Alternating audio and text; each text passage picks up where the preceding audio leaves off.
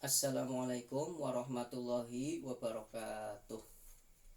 Teman-teman, mari kita mulai perkuliahan kita dengan membaca basmalah bersama-sama.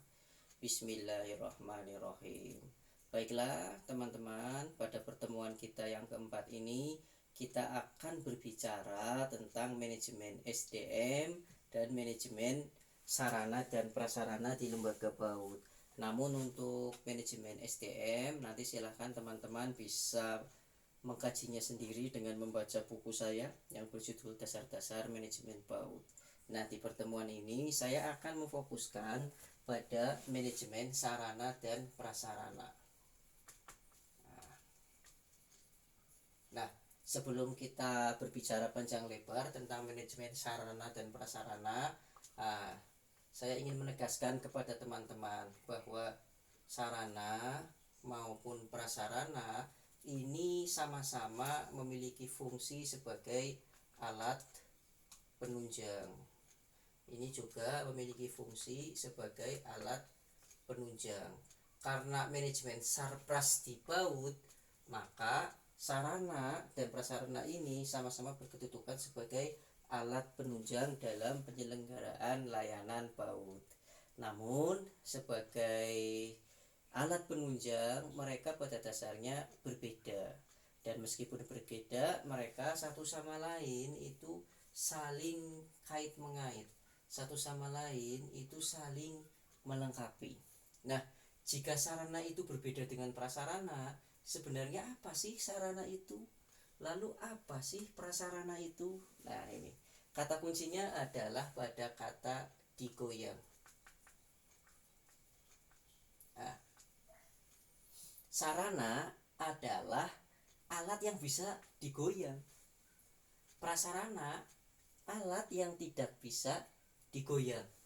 Artinya apa? Sarana ini merupakan alat yang bisa digerakkan. Sarana ini merupakan alat yang bisa dipindahkan. Sarana merupakan alat yang bisa digeser dan yang lain sebagainya lah. Nah, lalu kalau prasarana ini merupakan alat yang tidak bisa digoyang.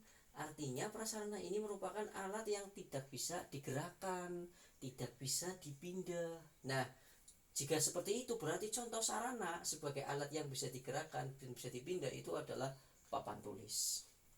Contoh sarana meja. Contoh sarana kursi. Kan mereka bisa dipindahkan. Contoh sarana LCD proyektor. Contoh prasarana ruang kelas. Contoh prasarana kamar mandi. Contoh prasarana ruang UKS. Nah, ruang kelas, kamar mandi, ruang UKS tidak bisa dipindahkan gitu. Misalkan hari ini kita kuliah, di kelas panas sekali keadaannya. Terus kemudian salah seorang berteriak, "Pak, kita pindah ruang saja yuk Pak, ayo ruangnya kita gotong ke sebelah sana yang rindang banyak pohon biar nggak terlalu panas." Nggak bisa hal semacam itu dilakukan. Ini bedanya sarana dan prasarana. Nah, jadi jangan sampai kita salah menyebutkan mana yang sarana dan mana yang prasarana, karena ini sering sekali terjadi. Oke, teman-teman semua, meskipun begitu, mereka saling melengkapi. Meja dan kursi sebagai sarana itu nanti akan ditempatkan di ruang kelas yang notabene ruang kelas adalah prasarana. Nah, ini jadi mereka berdua meskipun berbeda saling melengkapi. Seperti saya dengan kalian, berbeda namun saling melengkapi. Oke, nah ini perbedaan sarana dan prasarana. Kita kembali ke manajemen sarpras, teman-teman semua. Ada beberapa proses yang biasa dilakukan dalam kegiatan manajemen sarpras, termasuk dalam manajemen sarpras di lembaga PAUD. Apa saja sih yang dilakukan dalam kegiatan manajemen sarpras ini? Yang pertama adalah melakukan analisis kebutuhan sarpras berdasarkan program kegiatan. Nah, ini. Jadi dalam waktu 1 tahun lembaga PAUD itu punya program kegiatan apa saja. Berdasarkan ke semua program kegiatan itu, kira-kira sarpras yang nanti akan dibutuhkan itu apa saja. Nah, itu yang dilakukan dalam analisis kebutuhan sarpras. Jadi analisis kebutuhan sarpras itu harus dilakukan berdasarkan program kegiatan. Biar apa? Biar sarpras yang diadakan itu memang betul-betul sarpras yang dibutuhkan untuk melakukan suatu program kegiatan. Bahaya sekali jika sekolah atau lembaga mengadakan sarpras yang nyun sewu tidak dibutuhkan untuk melaksanakan program-program kegiatan gitu. Nah, nanti mubah gitu, anggarannya dan mubah juga peralatannya. Ini yang pertama, analisis kebutuhan sarpras. Lalu kemudian yang kedua, berdasarkan analisis kebutuhan sarpras, yang dilakukan selanjutnya adalah menyusun estimasi anggaran. Nah, ada berapa sarpras yang dibutuhkan untuk setiap program kegiatan. Berdasarkan sarpras tersebut, maka disusunlah estimasi anggarannya. Nah, estimasi anggarannya ini meliputi anggaran untuk pengadaan, anggaran untuk perawatan, anggaran untuk peremajaan, anggaran untuk penghapusan, dan yang lainnya yang memang nanti dibutuhkan di dalam proses manajemen sarpras ini. Ini yang kedua. Yang ketiga, setelah menentukan estimasi anggaran, kemudian menggali anggaran. Istilah kerennya fundraising. Menggali anggaran. Dari mana? Nah, bisa dari bantuan dari pemerintah, bisa dari bantuan operasional sekolah, bisa dari infak dan yang lain sebagainya. Nanti itu akan kita bicarakan di manajemen pembiayaan, proses penggalian anggaran untuk sarpras ini. Setelah anggaran tergali dan didapat, lalu yang selanjutnya adalah proses pengadaan sarpras. Nah, ini proses pengadaan sarpras. Sarpras ini diadakan bukan hanya dengan cara membeli.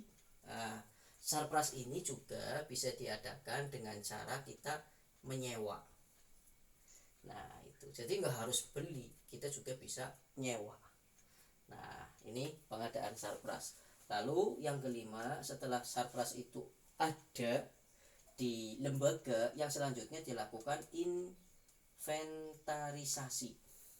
Dicatat apa saja yang dimiliki oleh lembaga, terus diberi kode. Kode itu ditempelkan di setiap barang, terus kemudian hasil pencatatannya ada direkap di dalam buku inventaris, sehingga nanti keadaan sarpras, pemakaian sarpras dan yang lain sebagainya, rekam jejaknya bisa diketahui melalui buku inventaris.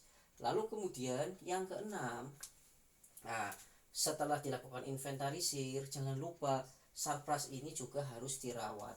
Makanya ada perawatan terhadap sarana dan prasarana. Nah, setelah ada proses perawatan, lalu ada juga proses peremajaan. Ini berhubungan dengan kelayakan sarpras tersebut. Kira-kira sarpras itu masih layak dipakai atau tidak. Misalkan sebuah lembaga PAUD punya program bermain di luar, outdoor. Nah, sarpras yang sarana yang diperlukan untuk kegiatan bermain di luar, outdoor, misalkan jungkat-jungkit, ayunan misalkan.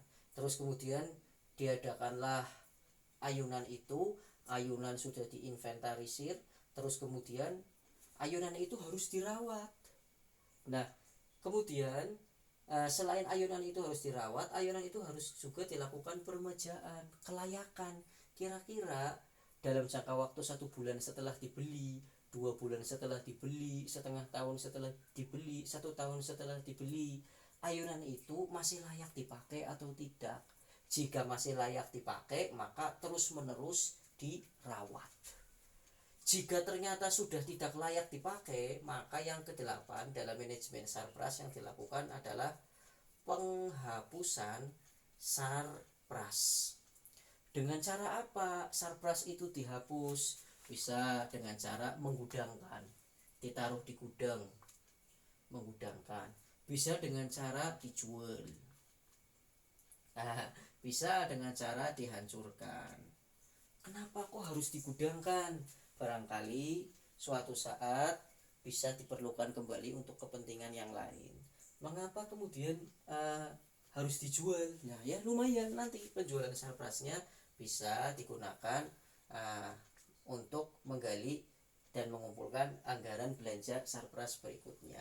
Lalu kemudian kalau misalkan mau dihilangkan, mau dihapus dan mau dimusnahkan bagaimana? Bisa dengan cara dibakar, bisa dengan cara dibuang dan yang sebagainya lah. Ini dalam proses penghapusan.